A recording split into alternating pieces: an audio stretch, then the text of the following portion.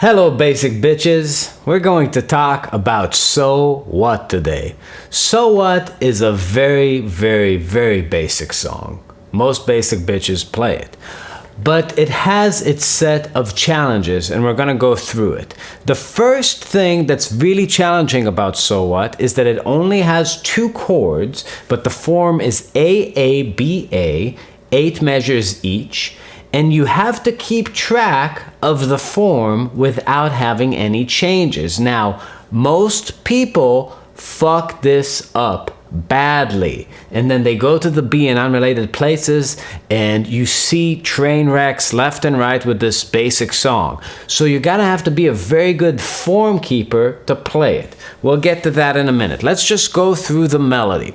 So in the original recording, the bass takes the melody and it goes like this.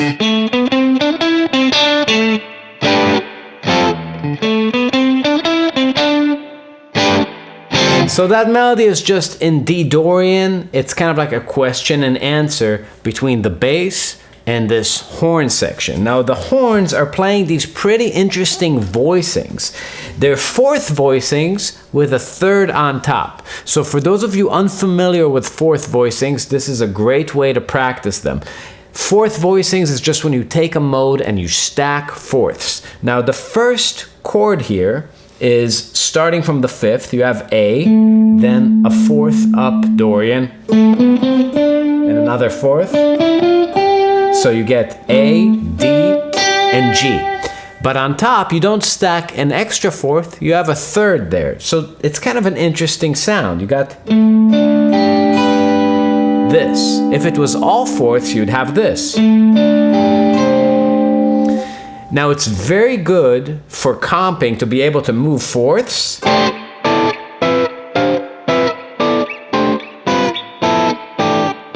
Just stacked 4ths in the scale, and also to be able to control these kind of voicings that they're using here, which is 3/4 and then a 3rd on top. So this. It kind of looks like a triad on top with a 4th in the bottom.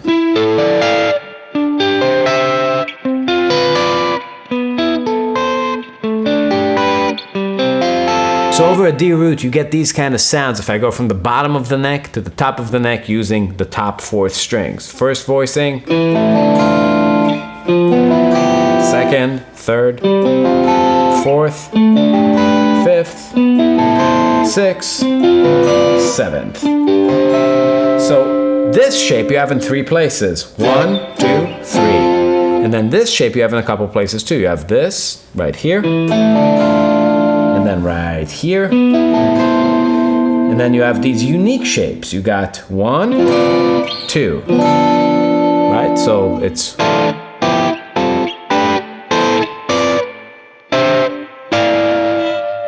pretty cool. 7 distinct shapes. Nice vocabulary in both these keys. Now here's a key thing that I heard Miles Davis say in an interview when he was trying to explain So What. It's so stupid that it's epic and should stick in your mind for the rest of your life. He says that on the A section, which he calls the outside of the tune, you play the white keys, and on the B section, which he calls the inside of the tune, you play the black keys. Right? That's D Dorian on the A, and then E flat minor pentatonic on the B. And a lot of time, that's sort of what was meant to be played on this kind of thing. It's purely modal. A lot of people will play Dorian and Dorian and go from D Dorian lines to E flat Dorian lines.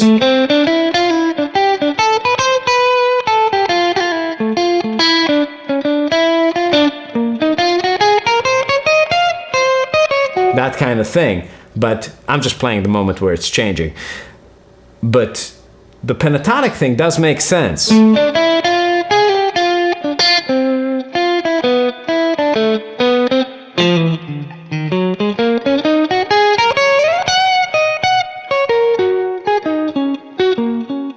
So it has a sound, and it certainly is one way to make those sections a little bit different from each other. Something to experiment with. Now, like I said in the beginning, the most important skill here is to not get lost. Because you have this moment right after you finish the B and you go to the third A that you have 24 measures in a row of D minor. So the skill to develop here is turning pages. Do something that signifies the beginning of the form, not just for you. Help the other musicians you're playing with know where they are. After the B, maybe make a mental note. I have 8 measures of D minor, and then boom, we're in the beginning. Don't get lost. So it's 1, 2, 3, 4, 2, 3, 4, 1, 2, 3, 4. So that's just one section. I'm still on D minor.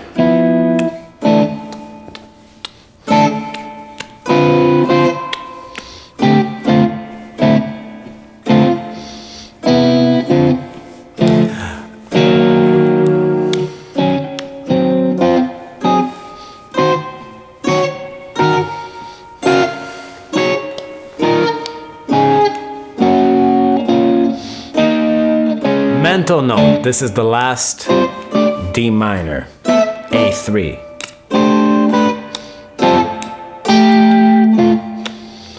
Getting ready to turn the page.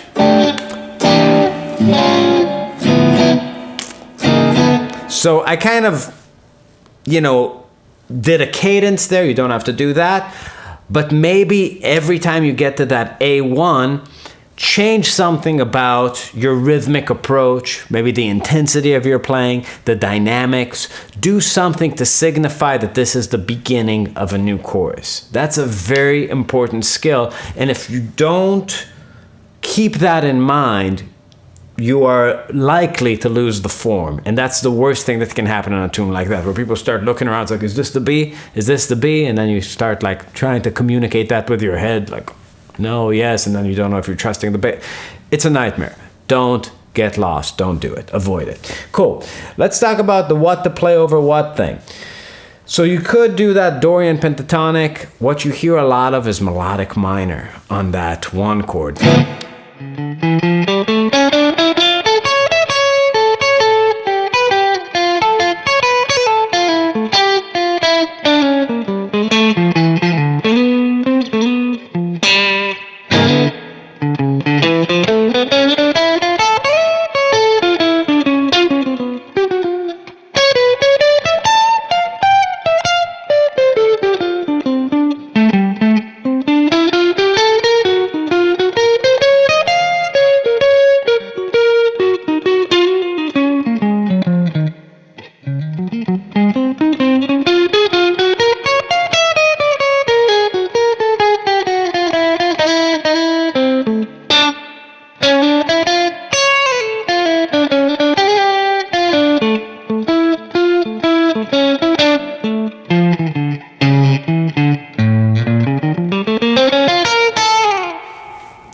One chorus, right? Again, keeping the form is really the mental exercise that you have to develop here, because 8 measures of D minor is a long time, and a lot of time after 4 measures you're like, did I just finish an 8 measure section? If you don't try to make things happen. Now, a really nice tool to make things happen on that topic of turning pages is pretend 5 chords, meaning going to A7 from that D minor to maybe signify that last measure of the 8 measure phrase. So if I'm just taking an A7 arpeggio, not even like a fancy thing, or playing A altered on it, just for one measure to help myself know where I am in the form. Now I have.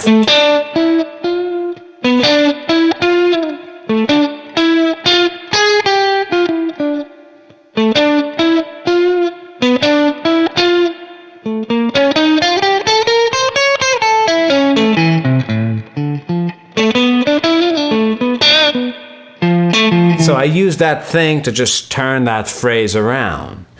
That's one strategy you could employ. Another thing that's really, really important to be mindful of is moving into the B. you probably want to play a line that crosses the bar line. It sounds pretty lame on the last couple of measures, like if I'm playing the last 4 into the B.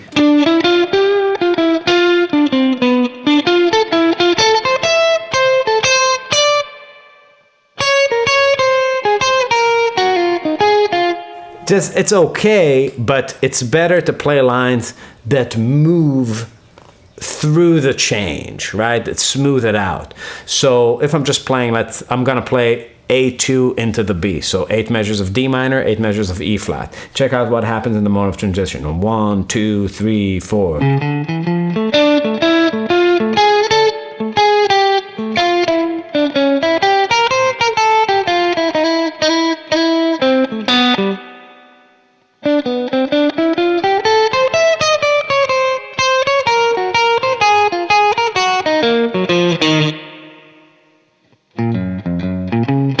So I waited to take a break till I was way into that E flat minor.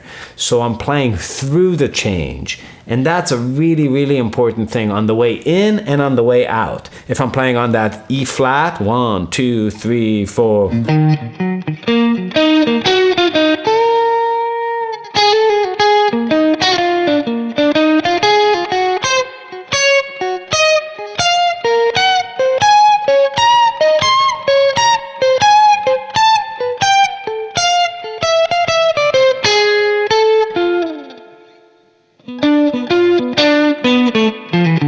So I kept that motif going through the changes and then just adjusted what I'm doing to compensate. That's a really important tool. One of the best sounds when you're playing over a Dorian sound is a very simple substitution, but it's super effective and you can really hear it in the cannonball solo and the original. Anytime people like Wes Montgomery play, they use this kind of thing a lot. And that's just using the 4 chord of the key. So if I'm playing over that D minor, I'm really trying to emphasize the notes of an F major 7. That's a great little sound, and it's probably my favorite thing on it. You got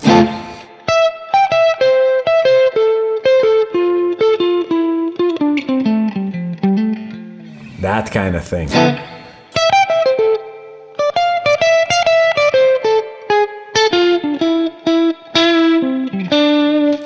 Another thing that I really like on static modal harmony like this is what Wes Montgomery does a lot of the time, which is substituting a pair. So he'll take the 4 and the 3 minor and just kind of bounce back and forth. So you have F major 7 going to E minor 7 over the D minor. So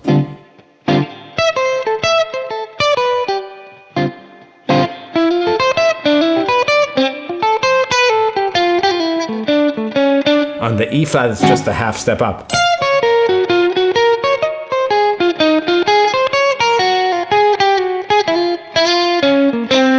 Really nice sounds. Another thing is just playing a lot of blues. Going from your Dorian to just straight up blues playing is a nice thing, including that flatted 5th is a big part of the sound. So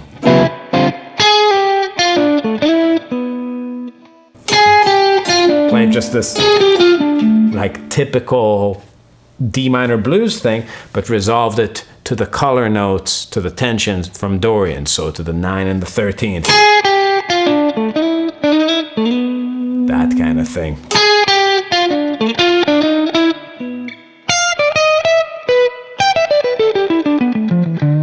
So those are some really, really good tools to get you through the tune. So I hope this helps. Join our Patreon, click all the buttons, subscribe to us, unsubscribe from our competitors, and we'll see you next time.